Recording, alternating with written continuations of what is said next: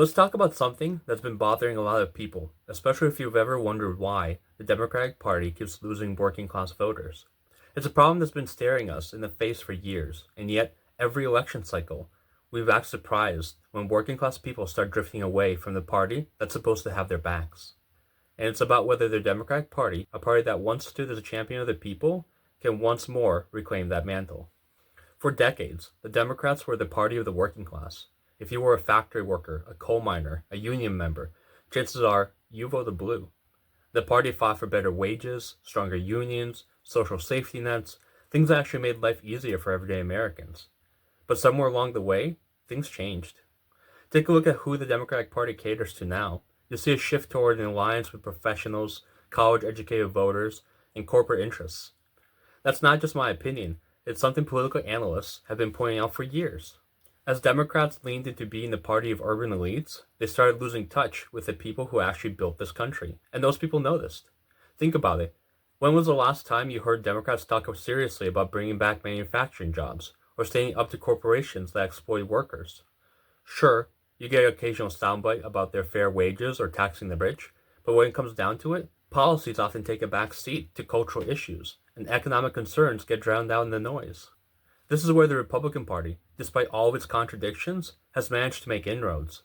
They tapped into a working class frustration, not necessarily by offering real solutions, but by speaking directly to their anger. They talk about unfair trade deals, about how the system is rigged, and about how elites in Washington don't care about regular people. And while their policies might not actually improve the lives of the working class, the messaging resonates in a way that Democrats used to own. Now, some people might say, well, Democrats still have policies that help workers. And that's true, to an extent. But here's the problem. It's not just about policy, it's about connection. If voters don't feel like a party understands them, if they feel talked down to or ignored, it doesn't matter what policies are on the table. They'll go where they feel heard, even if solutions being offered aren't actually in their best interest.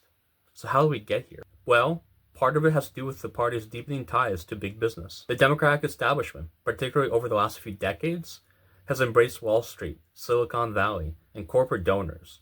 When your biggest backers are billionaire CEOs, it gets a little harder to make a credible argument that you're fighting for the working class. And when you combine that with a cultural shift that sometimes feels dismissive of working class values, you create a perfect storm for alienation. Look at the way issues like trade and globalization have played out. In the 90s, Democrats pushed through free trade agreements like NAFTA, which devastated manufacturing jobs across the country. When workers raised concerns, they were often brushed off as being resistant to progress. Fast forward a couple of decades, and those same workers are voting Republican, not necessarily because they love the GOP, but because they feel abandoned by the party they once trusted. And here's the kicker. This isn't just a rural issue, it's happening in cities too. The cost of living is skyrocketing, wages aren't keeping up, and the so-called knowledge economy leaves a lot of people behind. If you don't have a college degree or a high-paying tech job, where do you fit in?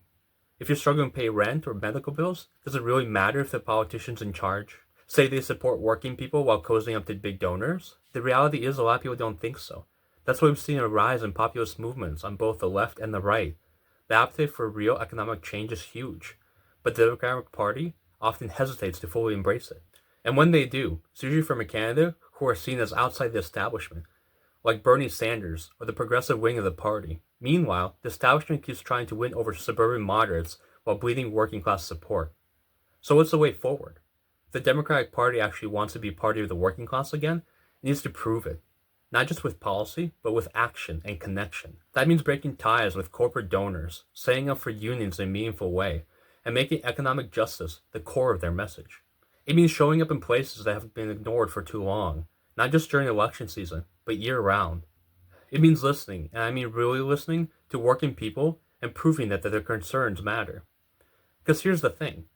People don't just vote based on policy papers or campaign ads. They vote based on who they feel is on their side. And right now, the Democratic Party has a choice to make.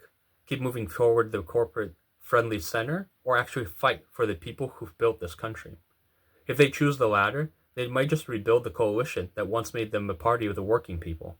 If not, then we'll just keep having this conversation every election cycle, wondering why working class people keep walking away. So what do you think? Can Democrats shift their messaging and their actions in order to work with working class people? Or do you think that they're too far gone and that the working class people would keep shifting towards the Republican Party? Let me know below in a comment, and please like, subscribe, and always remember, progress isn't radical.